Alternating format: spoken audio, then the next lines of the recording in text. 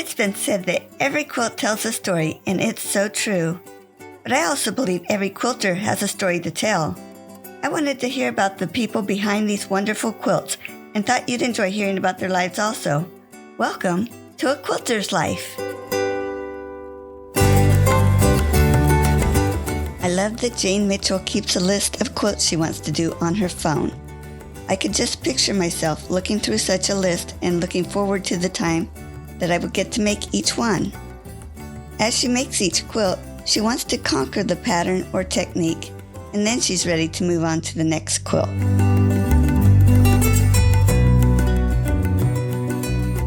Jane, I'm so excited that we get to finally have our chat. It's been a while that we've been trying to get together, so thank you so much for being on A Quilter's Life. Well, thank you, Paula. I appreciate the opportunity. Let's start with, where were you born and raised? I was born in Birmingham, Alabama, and raised about 30 miles from the city on a farm with my family. I have 2 brothers and 4 sisters, so we had a fairly large family growing up, so about 30 miles out of Birmingham. And can you share a special childhood memory? My mom sewed a lot. She made all of our clothes for the most part until we were early teenagers. So I guess my memory would be of her being at a sewing machine basically all summer long, trying to get us clothes for the next fall. With that many kids in your family, that must have been a big undertaking for her. It was, and by golly, she was a really good seamstress. So she did a great job and passed along her talents to me and my sisters. And I don't claim to be anywhere near where she was because I worked pretty much my entire life, but she did teach us the basics really well. Can you tell me about your employment? Yes, I came out of high school thinking I was going to take a part-time job at a radio station in Birmingham. And I wound up getting that job, and I was going to make money to go to college, but I never left. Well, I left 20 years later. So I worked for a local country station that, it was cool to be country back in the day. It's still cool to be country, but within about a year or so of me being there, the station and country music in general just went through the roof. And so in the late 70s, early 80s.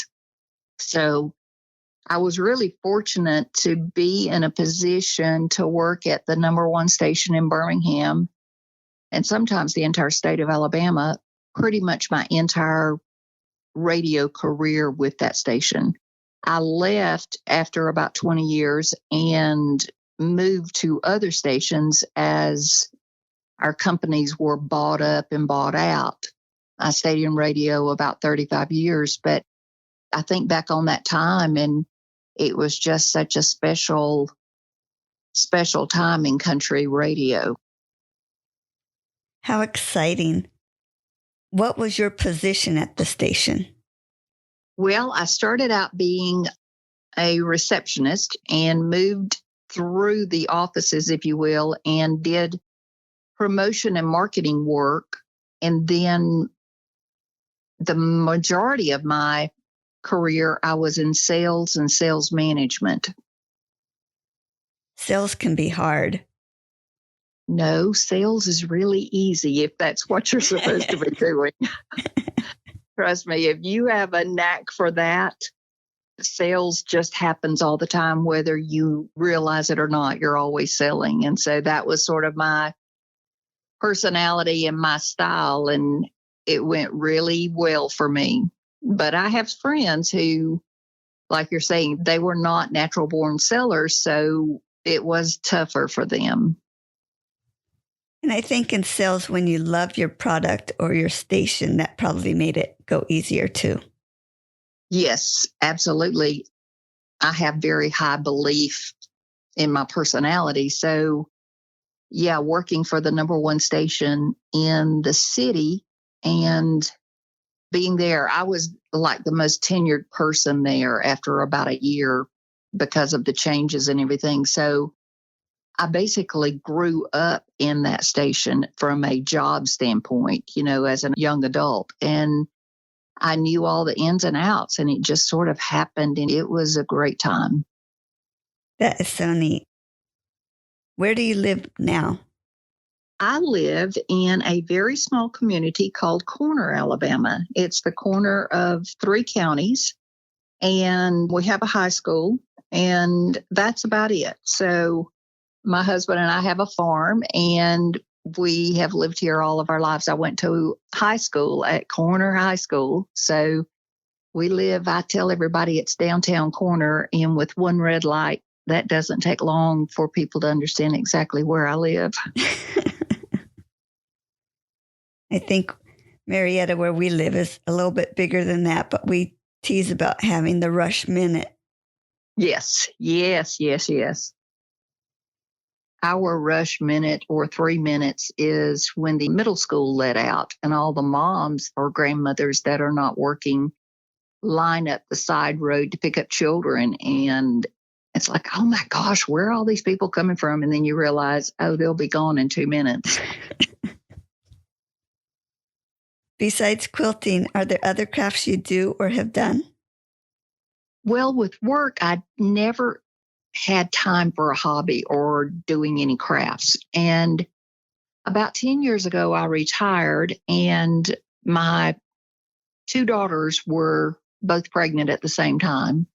So my sisters were all quilting and all, and I got into quilting that way. They wanted to help me make baby quilts.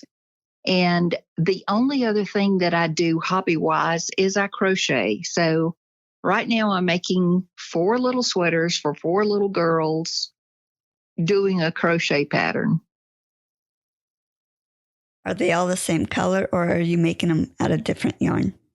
Oh my gosh, we have to do different. I mean, these little girls, they're 10 and under. 2 of them are 10, and then we have an 8-year-old and a 5-year-old. Or 6-year-old, she just had a birthday. They have to have their own special colors. Well, my next question is, do you think your hobbies show up in your quilting? That's a good question. Maybe yes, to some degree. I've made a few farm quilts. They're not art quilts by any means, but just whimsical type quilts. But as far as the hobbies, not really, but life does for sure. Yeah.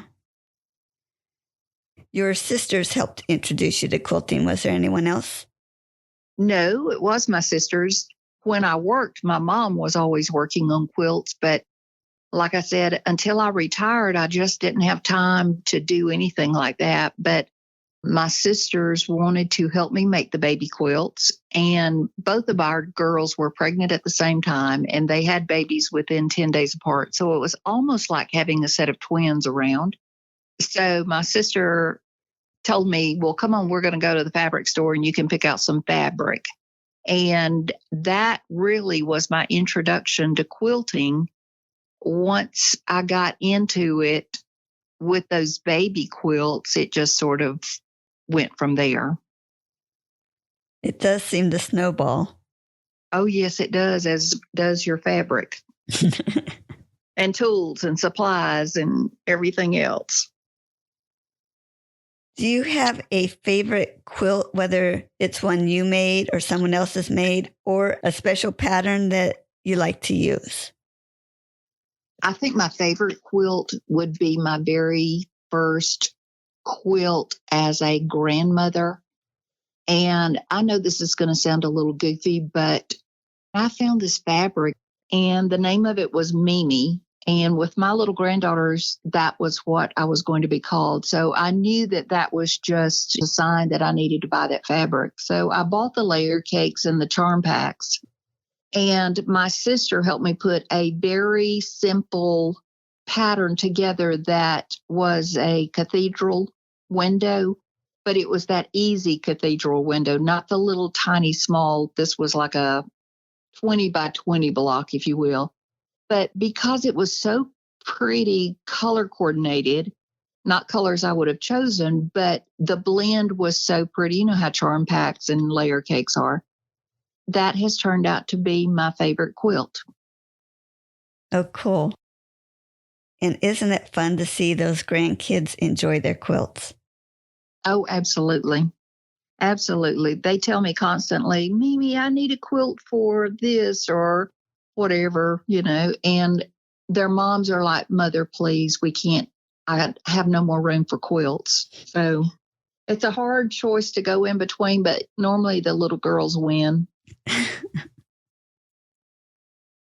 So, what tool are you so happy that you have when you're quilting? The tool that I think I love the most is that rotary cutter. I cannot imagine cutting pieces out with scissors. That made a huge difference, didn't it? Oh, yes, it did. You can look at the whole quilting industry and realize what that rotary cutter and ruler did for speeding up the entire process. Mm-hmm. Is there a part of the process that is your favorite part, or do you like the whole process of quilting? I do love the whole process. I love thinking about a quilt prior to getting started on it. I like drawing it out on the graph paper, and in my mind, I want to see how that quilt's going to look. But in reality, binding is probably my favorite. I know there are people that hate binding, but when I started quilting, that mitered corner wore me out. So I spent time with bias tape and just worked on my miter corners until I could get it together. But binding, you can put on a good movie and sit down and just enjoy the movie, enjoy the binding, hand sewing it back on. And it's so close to the end of the process, and I get to check it off my list. And I think that that's why I like that part so much. I'm finding there's a couple areas in quilting that there seems to be two camps, and that's one of them is binding. People either love it or hate it. There doesn't seem to be an in between. I agree with you on that. And I spend a lot of time talking to people. I have done some small classes from church and that sort of thing where people want to quilt. And we talk about binding a lot because I try to get them to see the process as you're nearly finished and you can kind of sit down and relax a little bit and you're ready to gift the quilt rather quickly. So that's just my philosophy on it. Mm-hmm. I'm kind of laughing at myself because sometimes when I'm working on the binding, it's like, oh, this quilt is for so-and-so, and I'm going to have to give it away after I finish it. I feel like I slow down. Oh, that's funny. Yeah. Tell me about your worst quilting experience. Okay. Now, this is a great story, and everything I love about quilting revolves around stories because there's a story with everything. I mean, no matter who you're talking to about a quilt, they'll stop down and tell you the quilt story. So, my daughter's mother in law had a bout with cancer. And when I found out about that, it was just breaking my heart. But I thought, oh, I'll make her a quilt to take to chemo and that sort of thing. So I made her a quilt that used the pattern Storm at Sea. And that was the wrong pattern for me to use. But in reality, she was going through storms. I mean, her life was being turned upside down. And I thought at the time it was the perfect pattern. I didn't know how complicated it was. So I'm making the quilt. It's turning out fine. The quilt top, I was making a throw. And the quilt top turned out great. And then I found out, oh, they're moving her treatments up. So that put me in a rush to get that quilt finished because in my brain, I thought I needed to give it to her before her very first treatment.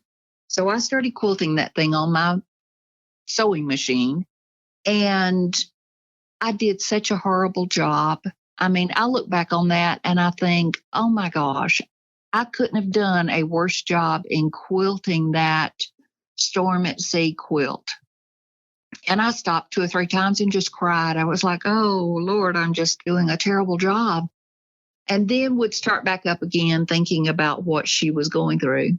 So the afternoon that I finished it, I took it over to her. Oh, and in the squares, I did pictures of her family because that's her life and her love. And the pictures did not turn out good. They didn't print well. I mean, everything that could go wrong with that quilt went wrong. But I pushed through and I thought, I've got to put my feelings aside and just, if she just lets the dog sleep on it, so what, Anyway, I take it over to her that afternoon and she didn't know it was coming. And it turned into a very tearful event because even though I thought the quality of the photos were bad, it didn't matter. Those were her children and grandchildren and memories that we had captured, throughout the 2 or 3 years. And so it was bad for me and I was embarrassed about my work and rushing through it.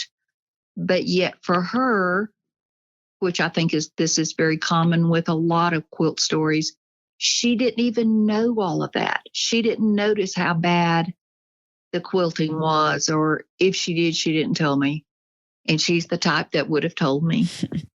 I look at that and think, when people are complaining about their quilt not laying flat or it puckered too much or it wrinkled too much or whatever, I always try to remind people in a positive way that these quilts are for comfort and therefore snuggling and consoling people and keeping people warm. I mean, there's a ton of things that quilts are all about beyond did the seams pucker or did the quilting lay flat, etc. So that is my crazy little story of a reminder of what really the quilt is doing, what it's supposed to do. And that was bringing her comfort during a time that was very trying for her and showing her that we loved her and that we were there with her. How precious. I can only imagine the tears that flowed. Oh, it was a crazy afternoon for everyone, knowing what was going to start the next day. And I could see easily why you had in your mind that you needed to get that quilt to her before it started. Yes, and that I rushed myself through it. Looking back, I could have said, oh, well, if I had spent 2 more days quilting like I should have done, the quilt would have done so much better. But that's not what was important at the time. I felt like it was important for her to be able to carry it at 8 o'clock in the morning to that first treatment, Yeah. She's doing great now, and I hope she still loves the quilt. I'm sure she does. You probably will never know how much it meant to her that morning. You're right. I'm sure she still enjoys it, and she's not the type to tell me too much about what it meant to her, but I know she loves it. Yeah. Jane, do you know what has drawn you to want to make quilts rather than spending your time doing something else? Yes, I do. It's the level of creativity that comes about. I analyzed that after 2 or 3 years of quilting and thinking, well, I've made everybody a quilt that I can make. Why do I want to make more? Why do I have so many patterns and my stash continues to grow? Why do I keep thinking about the next quilt and the next one? I've got a list of about 28 quilts that are waiting to be done. And I have that list on my telephone. And every now and then I'll just scroll through and go, oh yeah, I can't wait to do that one.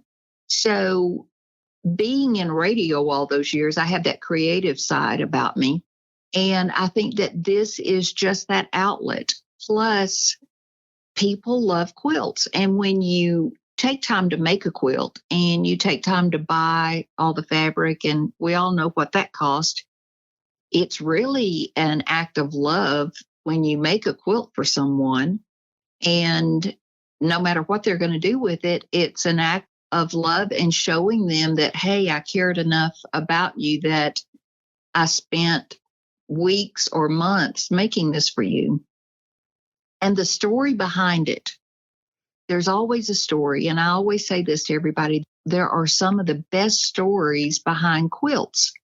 And so that's what pulls me in. Yeah, we're just drawn to it. It's great.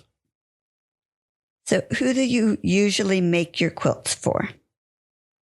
Well, I went through that season of making them for family and then friends, and then keeping some of them and using them for wedding presents and things along those lines. But I have a few customers that will call up and ask me to make special quilts. I have to tell you this great story. This is like the best quilt story for me, if you have the time. Oh, yeah. Please share. Okay. So I got a call from this lady, and she was a cousin of my husband's cousin. So a cousin on the other side of the family. And she called and said that they were cleaning out their grandmother's house, and she had some quilt tops, and would I be interested in quilting them? And of course I was like, oh yeah, that'll be great. So she brought me the quilt tops, and she just told me to do whatever I thought. So the quilt tops went back to, one of them went back to her great grandmother, and then the others were from her grandmother. So I tried to find backing that would make that quilt really stand out and be pretty, but be as much in that time frame as I could do. So I got the quilts all finished and was just falling in love with each and every one of them. And I called her up and I was like, hey, I want to make a special label for the back. If you don't mind, gather some information and let me know, and I'll put that in a label so that as these quilts are passed along, the story is there. So she was like, okay, great, fine. She called back in about a week or a week and a half, so excited. And this is the clincher of the story. Her great grandmother made at least one, if not two, of those quilts on the land that I live on. So that lady had an older house, like an old farmhouse that she lived in, that is right where my driveway is. So those 4 quilts, or at least 2 of them, I think, those tops were made in the space of my driveway. And then 50 years later, 50 plus years later, they come back to the same address to be quilted. And to plan that if you tried, that's amazing. That is just totally amazing. So the story keeps going. So that was in 2018. And that just blew my mind with the ins and outs of the way that that came about. The lady lives in Tampa and just remembered that I quilted and called. But then in 2020, I had to run into Hobby Lobby to get fabric to make some curtains for a women's shelter that I was doing some volunteer work for. And I'm running in pretty fast, and everybody's got on their mask in early 2020. So I've got my mask on, I'm in the store and getting, 20 yards of fabric. So the lady asked me, oh, are you making a quilt? At that very time, this guy walks up who has a mask on, and he heard the word quilt, and he interrupts and says, I'm looking for someone to make a quilt. So my head is going back and forth like a ping pong table, and I'm trying to answer her saying, no, I'm not making quilts, I'm making curtains. But then the gentleman turns around and is like, I'm looking for someone to fix a quilt that I have inherited. So anyway, long story short, I wind up talking to him a little bit more and telling him that I would help him with his quilt. And it turned out, as we got into everything, he was another grandson of the same grandmother that had the quilts in the attic that I had worked on 2 years earlier. So, no, you can't make those things up. That was the most bizarre. It's like, oh my gosh, here we go again. I can't believe that we're coming full circle with another round of quilts. So was the one that he was wanting fixed one of the ones that you had finished a couple years earlier, or was it a totally different quilt? Totally different quilt top. We did the same thing though for him and got him a great backing and put the quilt together. His original thought was he wanted to add borders to it to turn it into a king. And before I knew everything that I knew, I was like, oh, no. You leave that quilt top as it is. And if you're going to quilt it, you want to keep the integrity of that top that the lady made. You don't want to add to the top. So I'm just like debating with him and arguing, saying, do not make it into a king. Keep it the way it is on top, but then just quilt it and turn it into what she would have made had she finished the quilt. So all of that made sense. And that's about when he started saying, well, my cousin got some quilt tops a couple of years ago and some lady quilted those and they turned out really good. And I've been holding on to mine and now I want to have it quilted. And that's when we were both looking at each other like, oh, goodness, there can't be another story like that. Especially in the same town. Exactly. That's exactly right. And I was like 20 miles from my home. And it turns out that he lives about 10 miles from me, but we didn't know each other. Yeah. So what are you working on right now? Well, I am finishing up one project and I have another customer that wants a quilt for Christmas for a half sister that she didn't know she had until about a year ago. So she called me about a month ago and said, hey, I know we've got plenty of time, but I just want to go ahead and tell you I need a king size quilt for Christmas.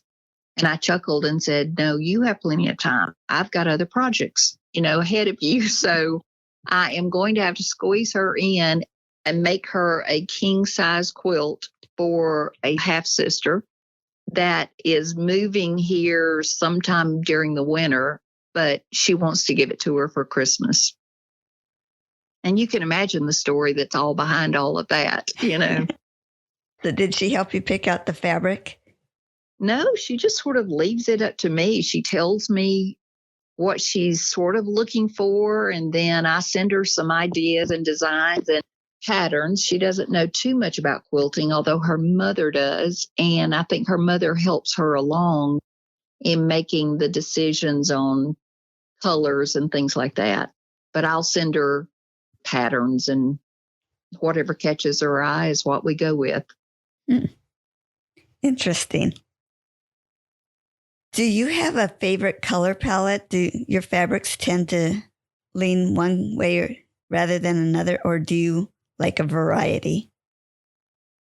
I would have told you 10 years ago that I was a jewel tone person. Everything about my personality would have been bright, bold, deep colors, etc. And I didn't really care for blue. And I think it was based on growing up and coming through that time frame where everything was blue, how colors come and go. But a friend of ours, her daughter got married and I was going to make her a quilt.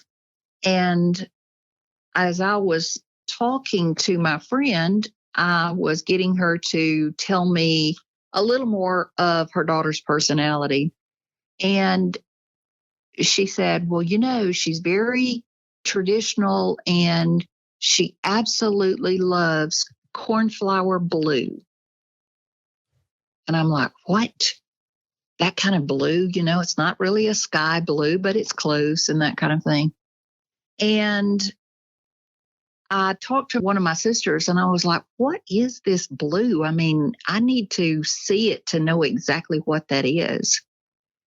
And it turns out that my mom had made curtains for one of the bedrooms in her house and had given me fabric that was that exact color.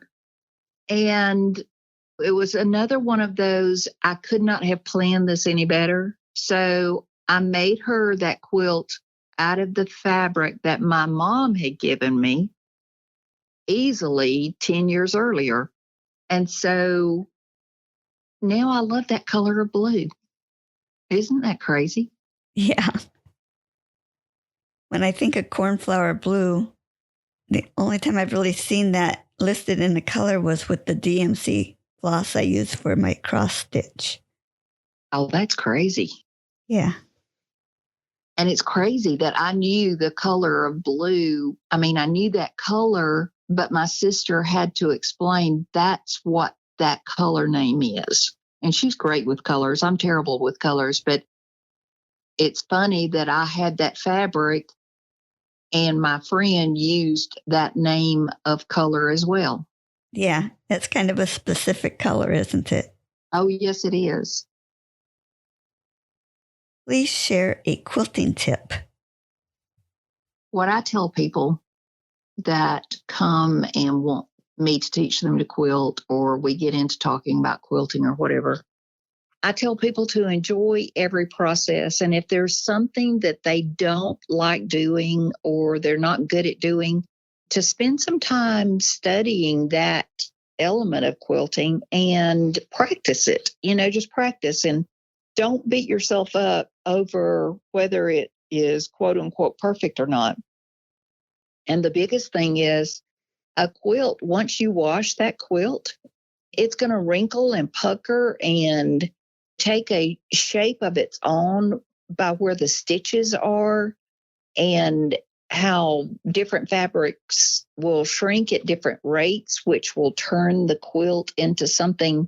It's kind of magical for me to get it through the first wash and to see how the stitches create those wrinkles.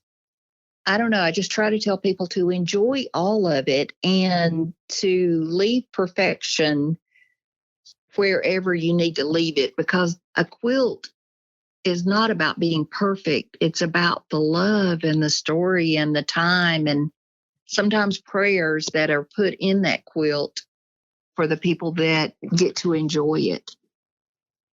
Mm-hmm. I'm a little curious. Every quilt you make, has it been for a specific person, or have you ever made a quilt just to make a quilt? In the very beginning, I made quilts for specific reasons and people. But then I started making quilts just because I wanted to try that pattern or I wanted to see what that was going to look like. But again, as time has gone on and I've got a few customers that call again, it's a blend of all of that. The quilts that I have in my phone that I'm designing in my head and trying to figure out what pattern I'm going to use and that sort of thing, or the kits that I bought, I have no clue where those quilts will go, but I want to do those quilts. I want to conquer that pattern. And I think that might come from that storm at sea that conquered me. I want to conquer the pattern or the technique, that sort of thing. Then I want to move to the next quilt.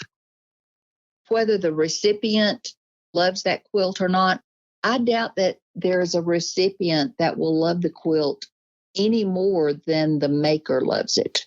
It's a passion for people. And there's not another, there are other hobbies out there, but for us to spend as much money as we spend and as much time thinking and planning and then making to give it to someone, there's this level of generosity that comes from quilters. And that's a common thread that I see with everybody. It's just, you just love making it and giving it away. I don't know why. You just do. I love this attitude. I try my best to get my head around the fact that once I give it to someone, it's not mine anymore. It's theirs. And whatever they do with it, they do with it. Well, in my head, I have a goal. I make them for my great nieces and nephews. And my husband's one of 10 and I'm one of 4 children. And we have a lot of great nieces. Yes. Probably have heard me say that on some other episodes. So I'm always seem to be 10 quilts behind. Exactly. But my goal is hopefully someday when I can retire from my job that I could get caught up on that. And one of my nieces, they were able to do foster to adopt.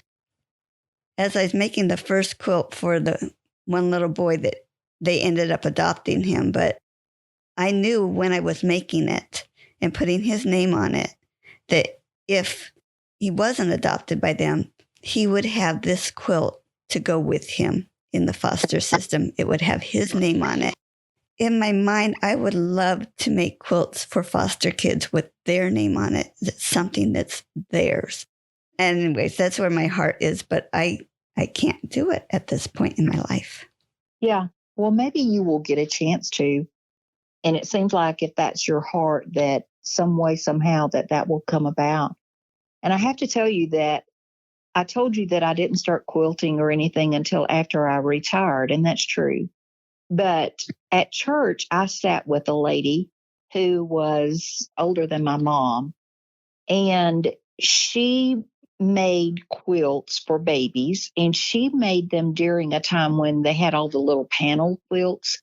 And she would ask me, well, do you know anybody that wants a quilt? And so I got into her story, and she was making all these little baby quilts that were just the baby size.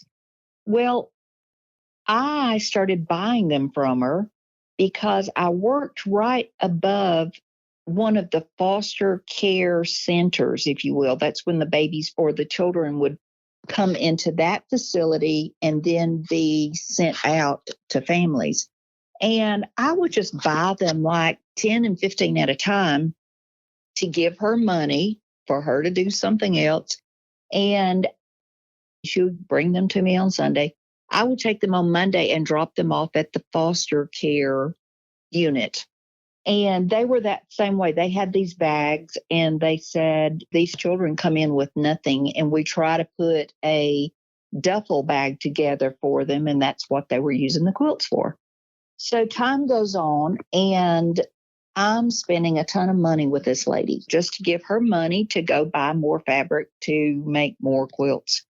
And so by the time she passed away, I was through with one job and kind of in between jobs. Anyway, I wound up with about 20 quilts in my possession. I just stuck them in the closet and they didn't get in my way. So time goes on, and one of my friends, a young lady that sort of latched onto me, had passed away, and we had done her funeral at night. And I was coming back from that funeral, and the Holy Spirit impressed upon me that babies were coming into the kingdom. And I had to pull over on the side of the road and just listen. And I'm like, what are you saying? You know, babies are coming into the kingdom. And so by the time I got home, I knew that I was supposed to put a Facebook page together, and it's called Babies. And there were 5 or 6 things on that page that I was to tell women who wanted to get pregnant that they were supposed to do. Number one, I was supposed to give them one of those baby quilts, which I did. We wound up giving out about 30 of them, but that they were supposed to pre-dedicate the baby. Don't wait until the baby's here and take it to church and dedicate it. You dedicate it before you even get pregnant. Another item was that if you see a mom in need, go buy what she needs and give it to her so that you are sowing seed.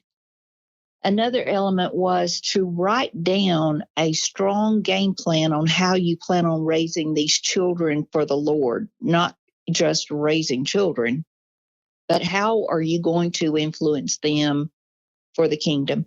So anyway, I came home that night, and I got home about 11:30 or so. And by about 12:30, 1 o'clock, I was through with that Facebook page. And it's very simple and it's very much to the point. So the next morning I get up and the Lord says, well, you need to call this particular lady. Her name was Kim, and tell her these things. And I'm thinking, well, I know who that girl is, but I don't know anything about her life. But okay, Lord, if you want me to tell her, I will.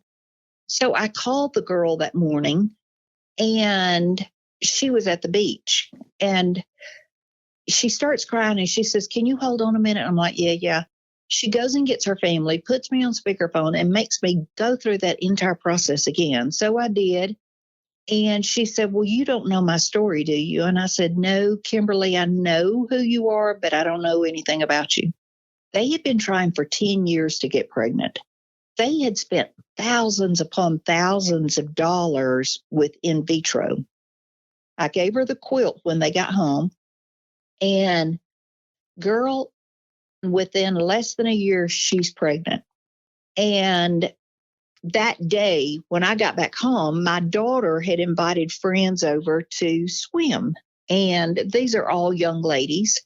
And they're all out at the pool. And I go out there and I'm like, y'all are not going to believe it. This is the most bizarre thing I've ever done. And I told them from the babies from the night before to the Kimberly story, which ironically, they all knew the Kimberly story.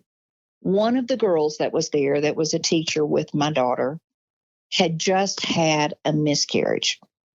And she started crying. And I'm like, oh my goodness, and she said, would you tell me everything again to do?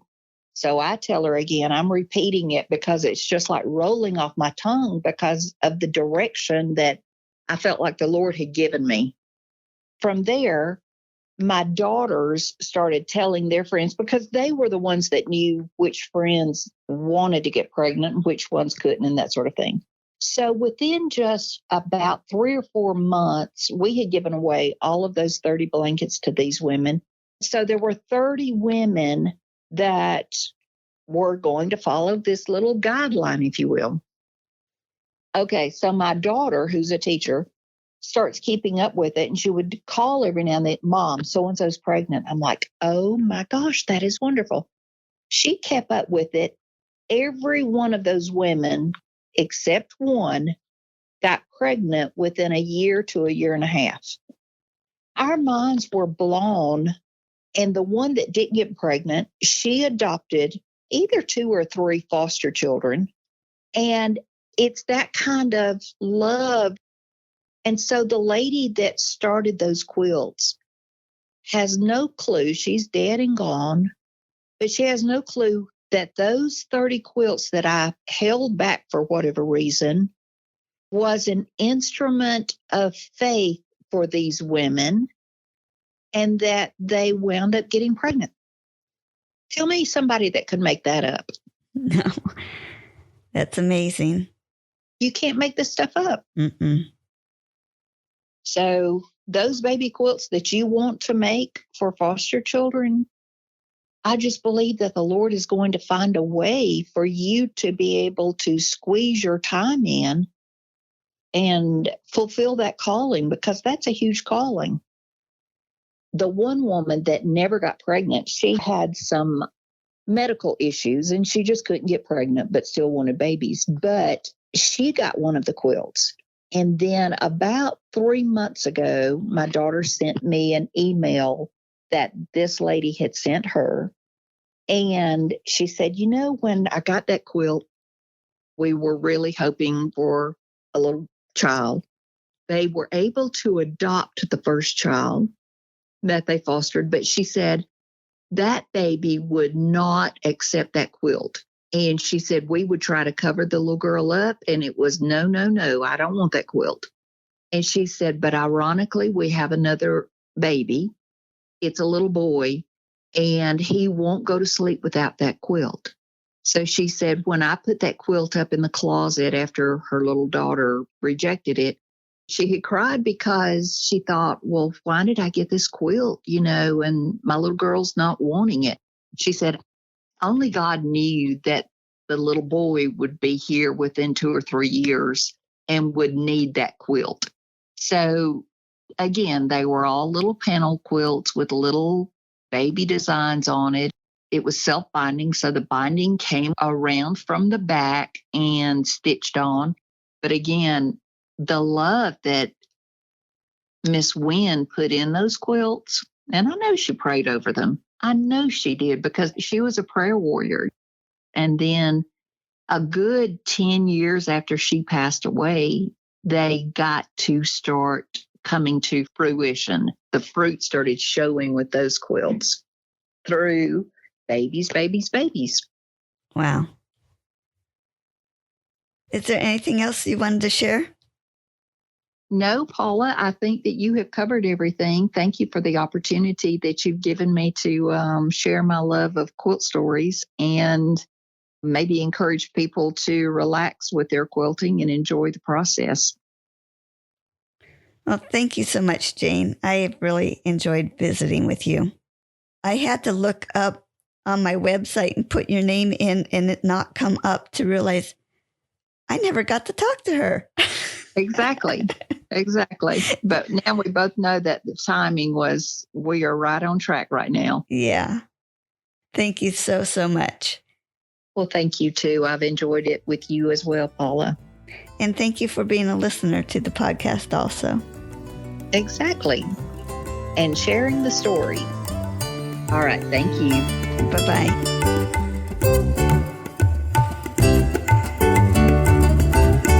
You can find more stories on aquilterslife.com or subscribe on your favorite podcast player so each episode will be downloaded automatically. Also, I want to hear about you and your wonderful quilts. Please contact me, Paula Chamberlain, through the website to set up an interview. And as always, thanks for listening.